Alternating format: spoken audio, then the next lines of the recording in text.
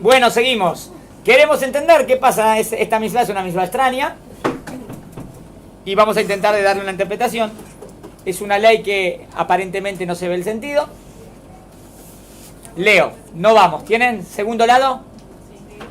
No vamos a intentar penetrar en el sentido profundo de este precepto. O sea, vamos a tratar de dar una interpretación. Pero que aún para el propio Shlomo, el rey más sabio entre los hombres, el motivo de la parada vaca roja estaba lejano de su entender. Él dijo así, Rejoká mimeni.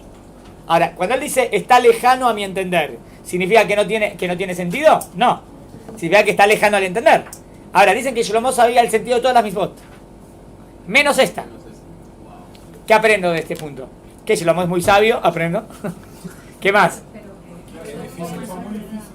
Que es muy difícil de comprender, pero todas las otras las sabía. O sea, que todas las misbot tienen sentido. O sea, la teoría que dice que los hukim no tienen ningún significado, no entra. Porque Shlomo Amélez sabía el significado de todas menos una.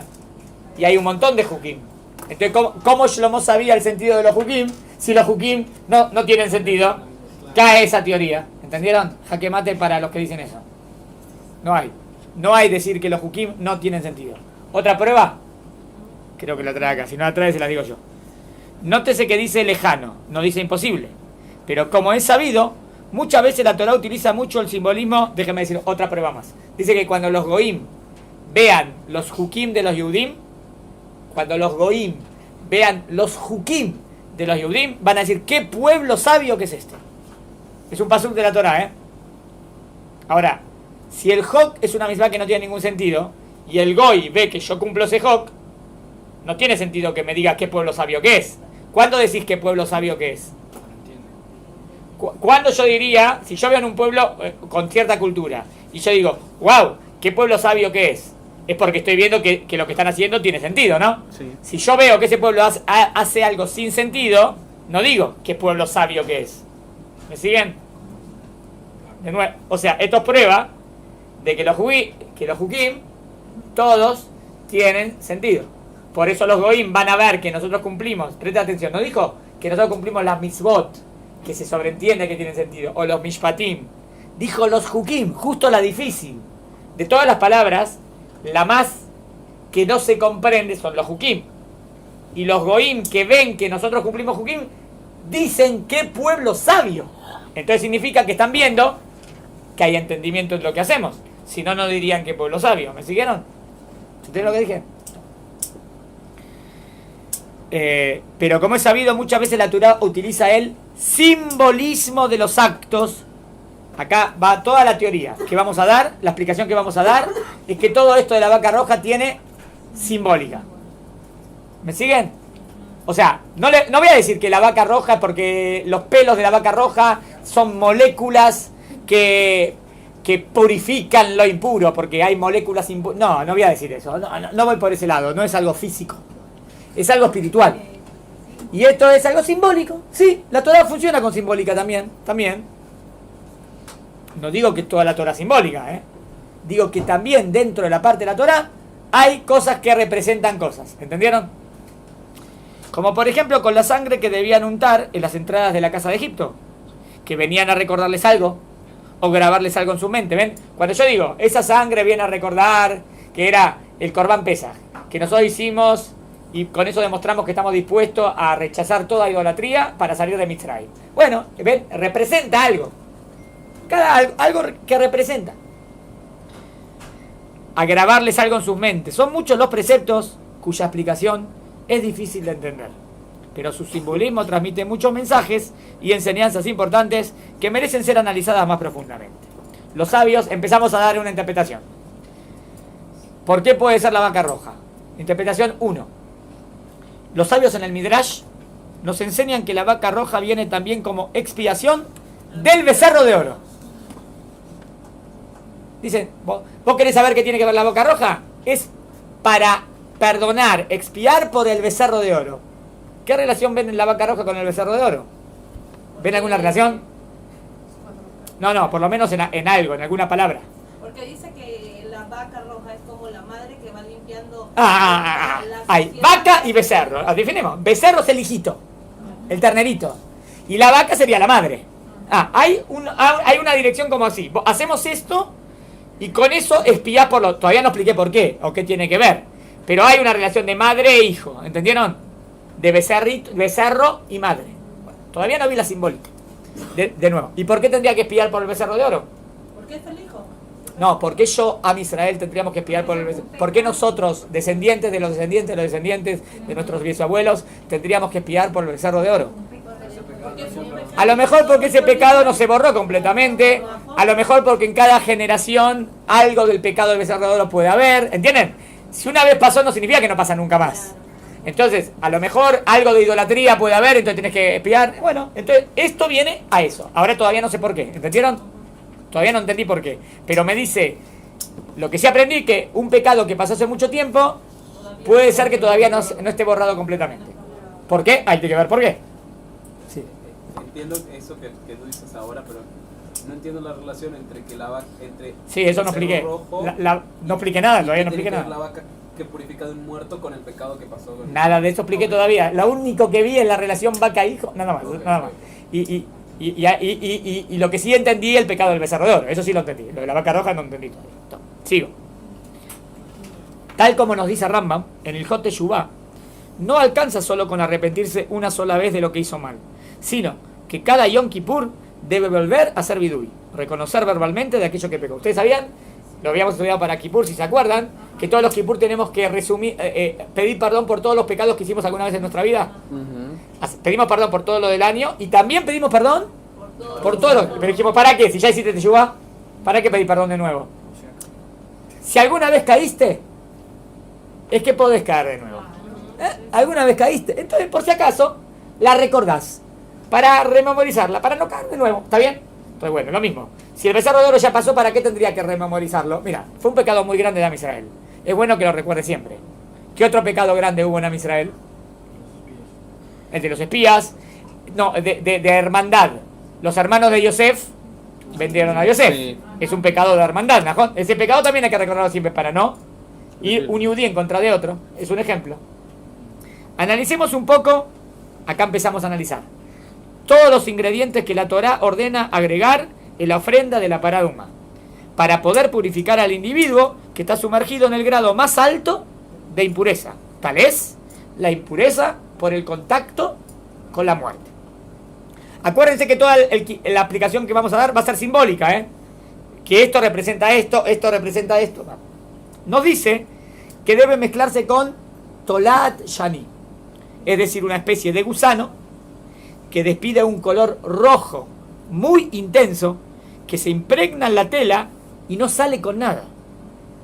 Volvemos a encontrar, hasta ahora encontré algo simbólico. Este tolat me habla de la sangre de este gusanito, que es una sangre que tiñe y cuesta sacarla. ¿Qué podría simbolizar este color rojo que cuesta sacar? ¿Qué podría simbolizar? ¿Me siguen? Sangre, ¿no? ¿Están de acuerdo? ¿Y sangre qué puede simbolizar? Pecado. Es un color clásico para hablar de violencia, de salvajismo. ¿Están de acuerdo? Entonces yo veo que acá lo que quiere la Torá es que luche contra el salvajismo. Que me purifique de eso, que no tenga algo así de violencia. ¿Entienden la simbólica? Voy. Repitiendo esa observación. Me pasa mucho en la cabeza cuando escucho esto, el pecado de los hermanos de Yosef con él cuando se fue que pusieron la túnica y la pusieron sangre para que vean que como que lo habían matado. También, ¿ven? Ahí hay una mentira a través de la violencia. Sí. Sigo. Volvemos a encontrar el color rojo, presta atención, otra vez donde el color rojo, en el profeta Yeshayahu, Isaías, que lo compara con los abonot, con los pecados, mientras que el color blanco es comparado con la pureza. En ese contexto, el profeta Yeshayahu amonesta al pueblo de Israel que se habían olvidado de Dios, pues por más que seguían acudiendo al templo de Jerusalén y rezaban a él, no obstante, con sus actos malvados demostraban que se habían alejado de Dios y que no lo tenían presente. Miren lo que hacían. Se portaban mal, iban al templo a traer korbanot. Se seguían portando mal, pero iban a limpiarse trayendo korbanot. Entonces viene Yeshayahu y dice, ¿qué están haciendo? Esto no vale para nada. ¿Cómo traemos korbanot? Para. ¿Dios quiere que traigas korbanot o que hagas teshuvah? Dios quiere que hagas teshuvah. Si vos me traes el corbán con teshuvah, entiendo. Pero si me traes el corbán como un soborno, olvídate, yo no quiero ningún corbán, llévatelo, ¿entienden?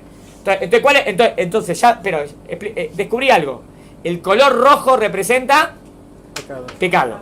Y el color blanco representa pureza. Dice que había una tirita en Yom Kippur, roja, que cuando terminaba Yom Kippur, si todo Israel había hecho teshuvá, se emblanquecía, se convertía en blanca. Eso demostraba que Israel se purificó. O sea que el color blanco, simbólico, universal, pureza.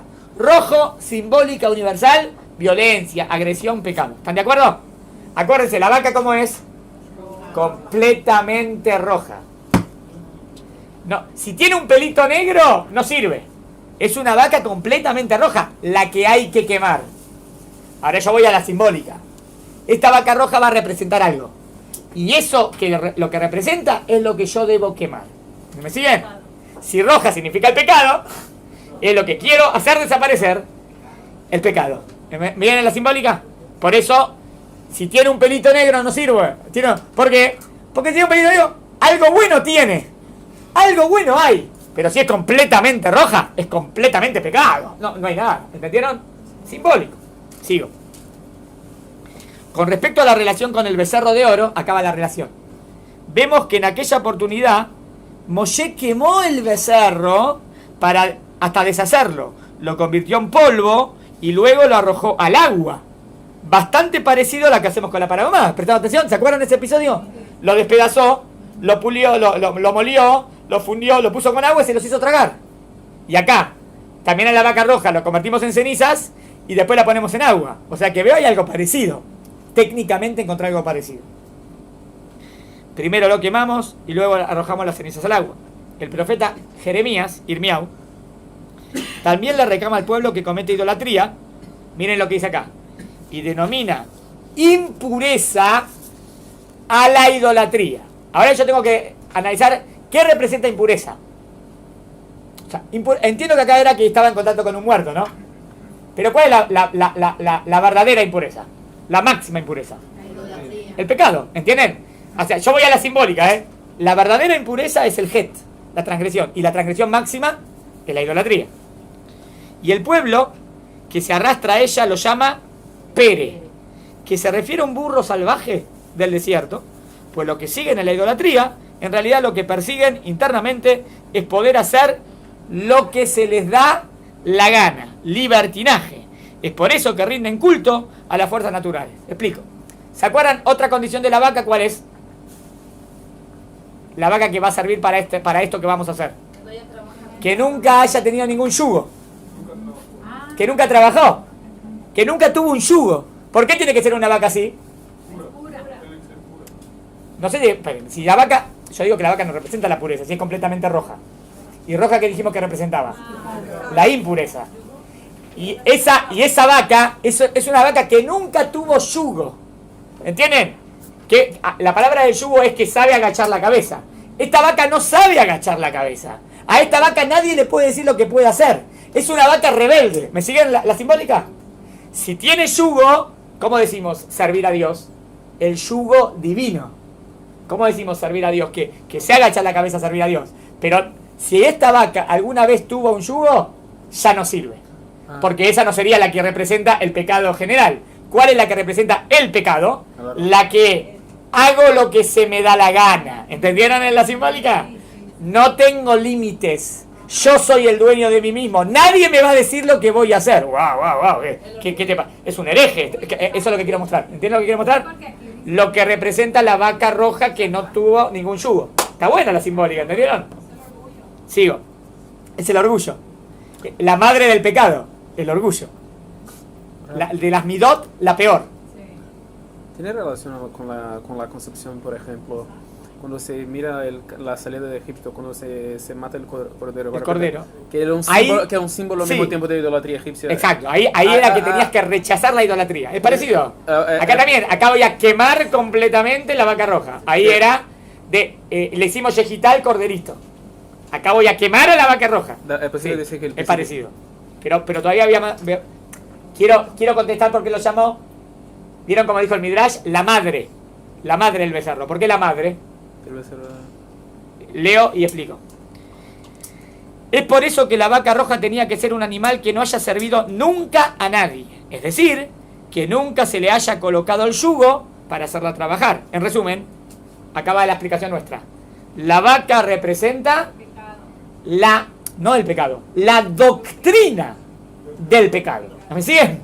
Es como la madre de todos los pecados. ¿Entendieron la idea? Por eso era la madre que tenía que venir a espiar por el hijo.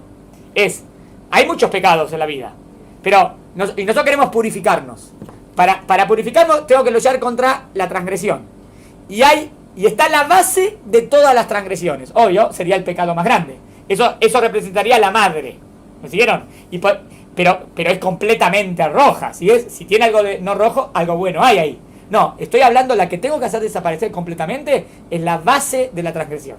¿Me siguieron? Sigo. La vaca, que es la madre del becerro, que no haya sido sometida nunca, y de un color rojo intenso, sin un pelo de otro color, eso es precisamente lo que nos representa la vaca roja. El rojo de los abonot, pecados, y la falta de yugo, es decir, el deseo por el placer y la falta de límites que nos provee la Torá. O sea, la Torá te pone yugo, te pone límites. Los límites son necesarios. Esta vaca que representa, la que no quiere ningún límite, es el desenfreno. Es la madre del libertinaje, es la madre del het. ¿Entienden? La madre del het, lo que queremos hacer desaparecer.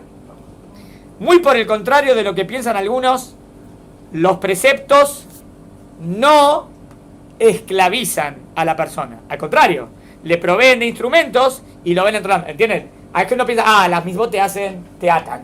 Las misbot no te dejan ser persona. Al contrario, las misbot te ayudan a ser mejor persona. Las misbot te limitan para que puedas ser mejor persona. ¿Me siguen? Les reparto la segunda. Ahí va la segunda. Una para mí. Quiero que alcance. Va por ahí y por acá. Hasta acá está claro, ¿no? La línea de pensamiento está buena, ¿no? Está bueno. A mí me gustó mucho. Tiene mucho simbólica y explica cada punto. Ahora van a ver que todavía nos queda explicar el cedro, nos queda explicar el hisopo, nos queda varios detalles que todavía no explicamos. Acá como que se va un poco de tema, pero te dice cómo funciona la Torah. ¿Llegó la hoja? ¿Está llegando? Pues no llegaron más.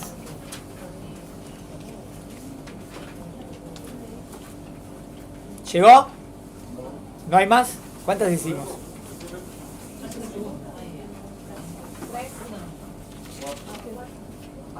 ¿Faltan? No sé, yo las mandé. Porque acá pueden sobrar. ¿Sobraron hojas acá? Acá están. Acá hay hojas. ¿Pueden pasar las que sobraron?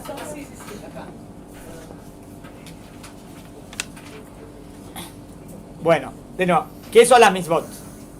Las misbot nos van entrenando. ¿Para qué te entrenan las misbot? Para poder controlarte. ¿Está bien? ¿Pueden compartir lo que hay? Está bien, ya está.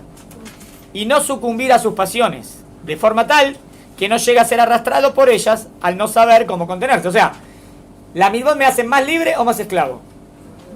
Más libre. Pero ¿cómo más libre? Está prohibido esto, está prohibido aquello, está prohibido, todo prohibido. No es todo prohibido. y lo que te prohíbe es para elevarte, para que no seas un descontrolado. El descontrolado es el esclavo, no el que sabe controlarse. Así aquel que no sabe controlarse y sucumbe a sus impulsos, actuando de acuerdo a sus pasiones, persiguiendo las cosas placenteras, está muy lejos de ser libre. Tal como los muertos que no pueden elegir.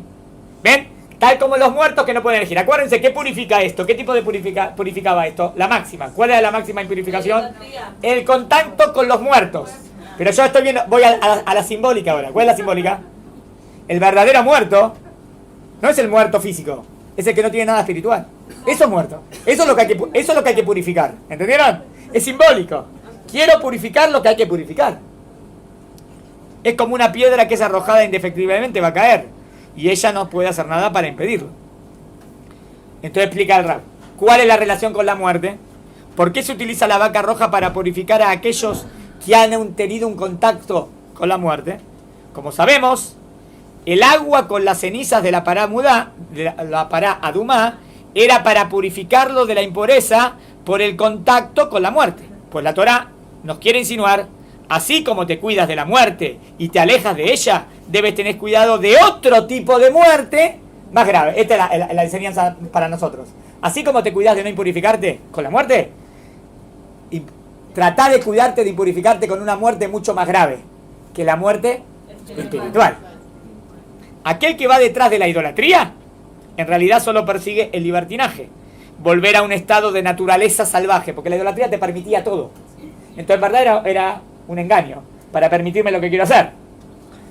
Permitiendo todo lo que le antoja y correr en pos de sus impulsos y placeres. Ponían muchas sacerdotisas en la idolatría, ¿saben?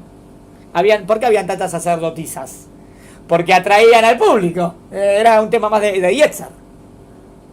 En realidad este tipo de individuo está muerto. La pará adumá representa al hombre que no quiere los preceptos, sino que es la doctrina, acá va la definición, de no tener ningún freno. El no tener ningún freno es la base del pecado. ¿Entienden? Ser libre para poder hacer lo que se le dé la gana. Esta es la razón por la cual se convierte en la única ofrenda. Miren qué interesante. ¿Por qué se hace fuera del campamento? Todos los corbanos son adentro. ¿Por qué este corbán es afuera? Porque... No. Obvio que todo corbán es para Hashem, si no es peligroso. Dos cosas que tengo que contestar. ¿Por qué es afuera y no adentro? Porque esto está representando al pecado en sí mismo, que lo quiero borrar. Entonces, como representa al pecado que lo quiero borrar, lo hago afuera, no adentro. ¿Entendieron? Pero por otro lado, esta es la pregunta, pero no es en honor a Dios. Al hacerlo afuera, uno podría pensar que lo estás dando a otros dioses, Hasbe Jalila, y el único Dios. Por eso dice enseguida, no, lo hará el Cohen Gadol, delante del Cohen Gadol. Obvio que es un corbán a Dios, pero se hace afuera por lo que representa. ¿Entendieron? Lo leo. Esta es la razón por la cual se convierte en la única ofrenda que se hace fuera del campamento. De los 3 campamentos. El de los Kohanim, el de los Leviim y el de Israel. Como insinuándolos que es algo inmundo, lleno de abonot, pecados. Es todo rojo. Y se lo quema todo. No se deja nada. No tiene nada que se pueda utilizar. Eso me hace acordar también al becerro de oro. Y me hace acordar también al Corban Pesaj, que se quemaba completamente. Sí. Esta doctrina es mala. Hay que sacarla fuera del campamento. No obstante, existe el temor que alguien piense que es una ofrenda a algún ídolo, por ser que no se hace dentro del templo a Dios. Es por eso que dice que debe ser hecho por un Cohen, sacerdote. Hasta la misma yejitá, degollar al animal, lo realiza el Cohen, para que no quepa la menor duda que no se trata de un sacrificio idolátrico. Porque uno podría decir, todos ahí adentro y esos afuera, a lo mejor hay otra deidad. No, hay un Dios único, todo Dios. Con respecto a las ramas de árboles, a ver, ¿quieren ustedes alguna? No lo lean todavía. El cedro, ¿qué tipo de árbol es? El cedro, sí, pero es un árbol muy alto. Y el hisopo son hierbas bien bajitas, bien chiquititas. ¿De por qué tengo que mezclar algo muy alto con algo muy bajito en esto? ¿Qué puede representar? Pero dijimos que esta es la madre de los pecados, ahora yo quiero luchar contra el pecado, ¿está claro? ¿Qué hay en algo muy alto y algo muy bajo? Que tenga que ver con un jet. Son los extremos. Extremos. Algo muy alto y algo muy bajo son extremos. Y en el judaísmo, ¿qué dice? Que los extremos son malos. Hay que borrarlo, ¿no? Entonces, mezclamos eso y lo borramos. No es bueno los extremos. El punto medio. El punto medio es el ideal. Ni muy ni tan. O sea, extremos, ¿qué quiero decir? No está muy bien que sea súper orgulloso, que la gravedad, o que se enoja todo el tiempo. ¿Está bien? No está muy bien que sea súper orgulloso, y no está muy bien que no tenga autoestima. También está mal, no, tenés que tener autoestima. No, ¿está bien? No está, digamos que no está muy bien que despilfarre dinero, y no está muy bien que sea un tacaño. ¿Y cuánto tengo que gastar? Lo necesario, lo justo. ¿Está bien? El punto medio. Lo leo. Con respecto a las ramas de árboles que se utilizaban, tal como nos dice el comentarista Sforno, uno era un árbol muy grande y alto, mientras que el otro era una especie de arbusto pequeño. Es decir, vemos dos extremos. Tal como Rambam nos dice, con respecto a las cualidades, hay dos extremos, ninguno de los dos es bueno. No hay que ser muy pasional, ni tampoco un insensible. No hay que ser un temperamental, ni tampoco alguien frío a quien no le molesta nada. Es muy malo permitir todo, es decir, el libertinaje, Pero también es malo el prohibir todo. Porque no somos ascetas que nos vamos al desierto y está todo... No, vivimos la vida con placer también, normal, es lo limitado, justo. ¿Se entendió el tema de los extremos? Punto medio. Punto medio. Otra explicación a este punto es mostrando, miren otra interpretación, cómo se fue degradando la persona. Primero era un ser humano, luego se comporta como un animal. Tengo el tolat, el gusanito. Luego es como un vegetal, las plantitas. Y al final queda solas cenizas. Es decir, de esta doctrina no queda nada. Lo lleva a la perdición. ¿Entendieron la simbólica? Sí. Está buena la simbólica, porque en el elaborado tenías las cuatro cosas. Tenías la persona, tenías el animalito, tenías lo vegetal y tenías el estado mineral ya. Es como que si vas detrás del pecado, no queda nada de ti. No obstante, todavía no está perdido. Esto nos preguntamos. ¿Por qué hay que mezclar todo esto con agua? Y con aguas vivas. Agua de manantial. ¿Qué representa el agua? La vida. Purifica. Purificación. ¿Qué mayal, qué metáfora hay con aguas vivas?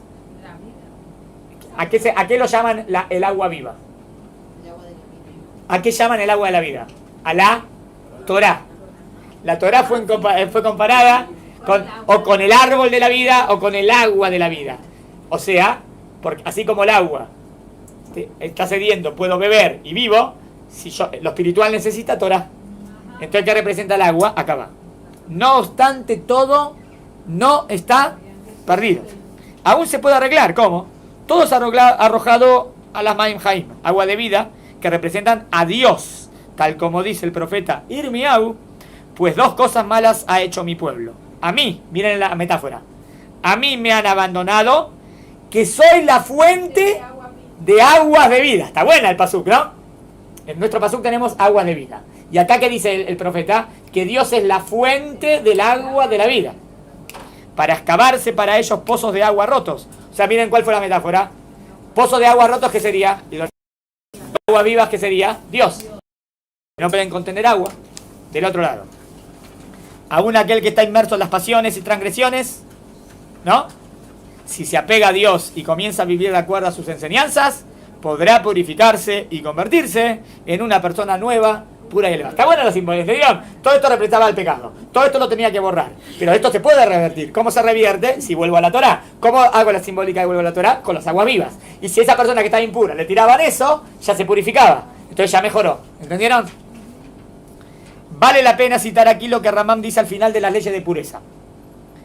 Tal como el que tiene la intención de purificarse, al sumergirse en el baño ritual, ya se purifica, a pesar que nadie cambió su cuerpo. La verdad, cuando vos te metiste en el agua, ¿hay algo que cambió en tu cuerpo? ¿Químicamente? No, es espiritual, ¿no? De la misma manera, aquel que se propone purificar su alma de las impurificaciones del alma, es decir, miren, ¿qué son las impurificaciones del alma? Los pensamientos malos. Ah, bien profunda. Las malas cualidades. O sea, algunos piensan que la impurificación del alma son cosas que hay en el aire. ¿No? Algo físico. Dice, no. Lo impuro es el actuar mal. Eso es lo impuro, ¿entendés? En tener pensamientos malos, eso es impuro. Ser una mala persona, eso es impuro. ¿Entienden lo lindo de la explicación? Es bien racionalista, según Rambam. Por cuanto que se propuso apartarse de ellos y acercó su ser a las aguas de sabiduría, ya se ha purificado, es lo que dice, y rociaré sobre ustedes aguas puras y os purificaré de todas vuestras impurezas. Dios, con su infinita misericordia, nos purifique de todo pecado, error y maldad. Es decir, la impureza no es algo que se puede ver con los ojos. ¿Yo puedo ver impureza? No. ¿Puedo fotografiarla? No. Hay algunos que dicen que tienen ojos especiales y pueden ver impurezas. O vieron lo que dicen, que ven la aureola de la persona, no sé. Yo no sé lo que significa eso. Si quieren, yo lo interpretaré así. Que puedo ver si la persona es buena o no es buena, pero no sé si hay algo que se ve con los ojos. Es espiritual el tema, ¿no? No es que tiene algo sucio y que se lava con agua, sino que es algo que depende de su corazón. Si se desprende de la impureza, entonces será puro, y si no, no. Bueno, nos queda un punto. ¿Cómo se responde la paradoja de que aquel que se ocupa de hacer la paradumá, que estaba puro, ahora por ocuparse de eso se impurifica? Eso todavía no contesté, ¿no? Esta respuesta es buenísima. Van a ver. ¿Está bien? Y no es sabido, pero para eso hay que saber alajá. Hay que saber la Torá oral. Miren, lo leo. La respuesta es que solo se impurifica el que manipula estas aguas sin la intención de purificarse. Pero el que las usa para purificarse o para purificar a otro, es decir, para rociar sobre alguien impuro estas aguas, ese individuo no se impurifica. No es algo objetivo, sino que depende de su intención. Voy a explicar, Explico. ¿Qué decíamos? El que toca esto se impurifica y estaba puro. No, no es así siempre la halajá, no. Si estoy estoy fabricando todo esto que era lo que iba a hacer, que lo está bien, pero estoy en el proceso, ahí puede ser. Si lo toqué, me impurifiqué. Porque ahí todavía representa al animalito, que representa la muerte, que representa lo impuro. Por eso me impurifiqué. Pero si ya hice todo el proceso y ahora soy el que le lanzo a él para que se purifique, yo no me impurifico. Yo quedo puro. ¿Me siguieron? Normalmente cuando uno pregunta pensaba que eso pasaba, que él quedaba impuro, ¿no? Pensábamos que ese quedaba impuro. No, ese no queda impuro. Si él está purificando, ¿cómo él va a quedar impuro? Es impuro cuando estuve en contacto con el polvito no en la situación correcta. O en el fabricado que representan. ¿Me siguieron? ¿Se entendió? ¿O no fui claro? ¿Fui claro? De nuevo. La clásica explicación. La pregunta dice esto. La pregunta. ¿Cómo puede ser? Acá hay algo que no tiene lógica. El que era puro y tocó esto, quedó impuro. Y el que era impuro y le tiraron esto, quedó puro. ¿Entendió la pregunta? No tiene sentido. Respuesta. No es verdad. No es verdad. ¿Cómo no es verdad? Es lo que siempre decían. No están así. Hay que estudiar las alajot. Ay, ¿cómo es la cosa? Así es la cosa. La cosa es así. Si estoy puro, ¿está bien? ¿Alguien tiene un cablecito?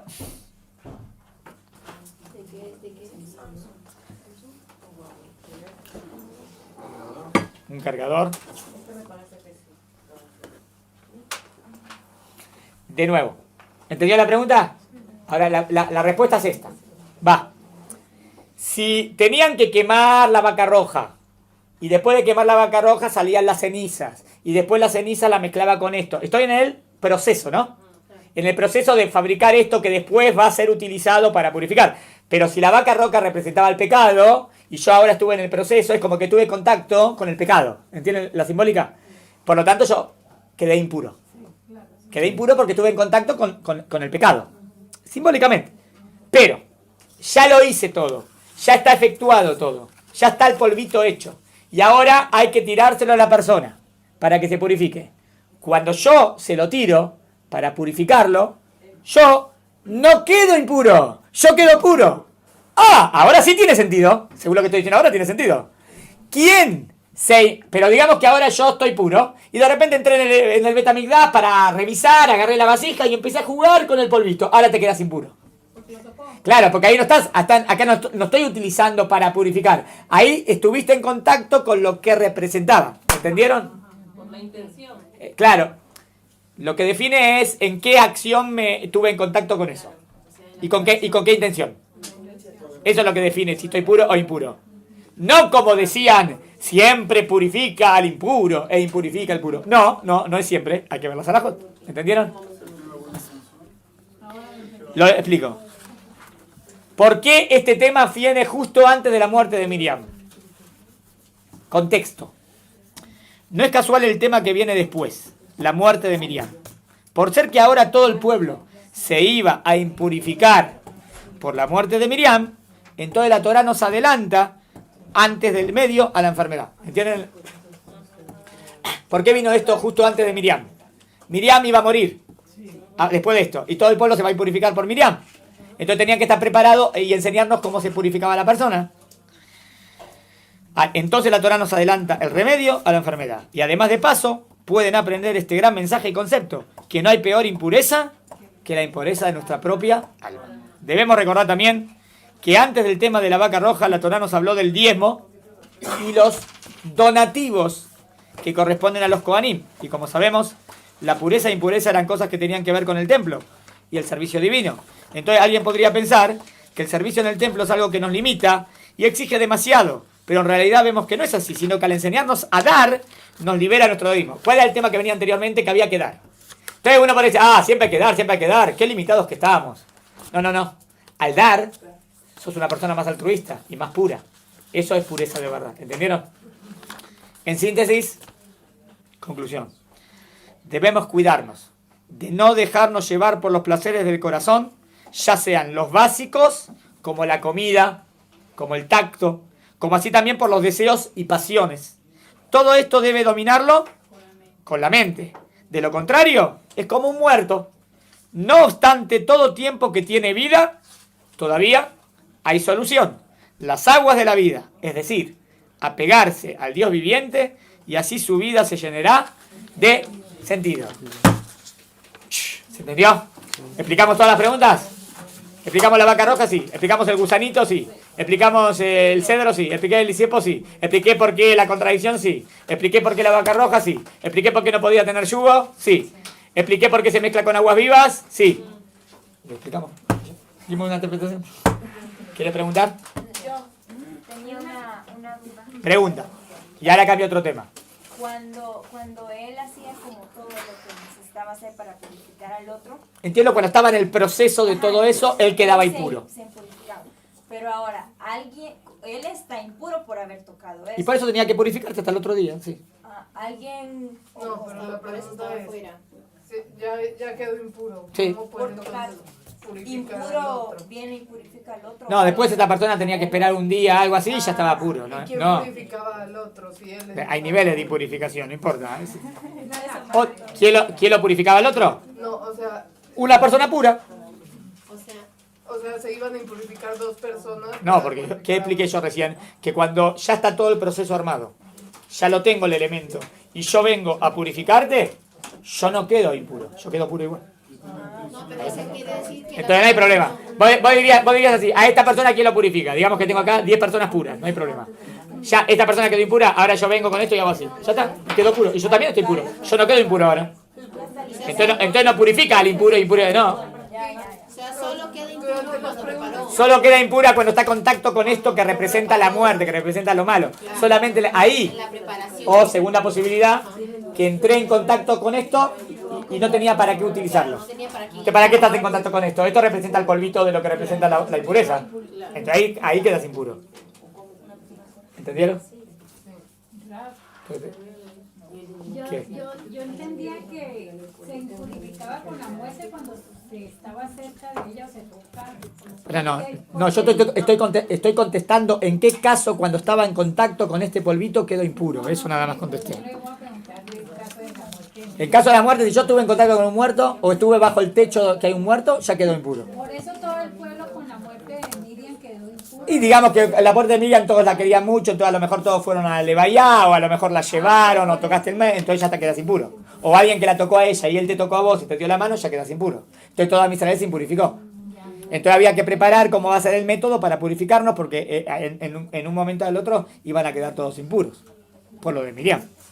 Sí, por lo que dice que todo el pueblo quedó. Sí, ¿entendieron? Pregunta. No sé bien cómo formularla, Sí. pero una de las preguntas, bueno, se mencionó que esto también como parecía como magia, brujería, ¿no? Yo todo lo que expliqué no tuvo nada que ver con magia ni brujería. Le di una simbólica a todos los elementos. Sí. Y no expliqué que es algo químico o biológico, o sea, el pelo del gato, más la ceniza de ahí, más el coso vulcánico, hacen ¡yu! Y te tiran el mal de ojo. Nada que ver, yo no hice nada de eso. Yo dije que todo es simbólico. No es que es intrínseco. ¿Entienden lo que quiero decir? No es intrínseco que este elemento más este elemento tienen un poder mágico. No. Yo digo, este es el método que Dios impuso. ¿Y por qué Dios impuso este método? Porque Dios, en la Torah funciona así con simbólica. Te quiere enseñar cosas con simbólica. Quiso este método para que vos, obvio, esto funcionaría si yo interpreto lo que significa. Está bien. En general, yo sé que esto es lo que tengo que hacer. Cuanto más profundizo, más entiendo lo que significa. ¿Entienden? ¿Entienden el tema de la simbólica? Ulay explico mejor. Algo más. No dije que toda la Torah es simbólica. Porque alguno me va a decir, ¿sabes qué? La Torah habla de Abraham, Isaac y Jacob. No es Abraham. Es simbólico. No existió Abraham. No, pero Isaac, no, sí, Abraham existió. No, es simbólico. No, así es que el cristianismo tiene un pirullo así. El cristianismo apunta a decir todo es simbólico. Entonces, no hay nada de realidad en la cosa. O sea, la realidad solamente es la simbólica y no hay realidad de Abraham. Como que, no. La Torá está, Moshe, salimos de Israel, Mitzrayim, todo real. Nada más que además de todo eso real, la Torá te da muchas misbot que te quiere dar ideas profundas. Cuando profundizo, detrás de la misbah lo que me quiere enseñar la misbah.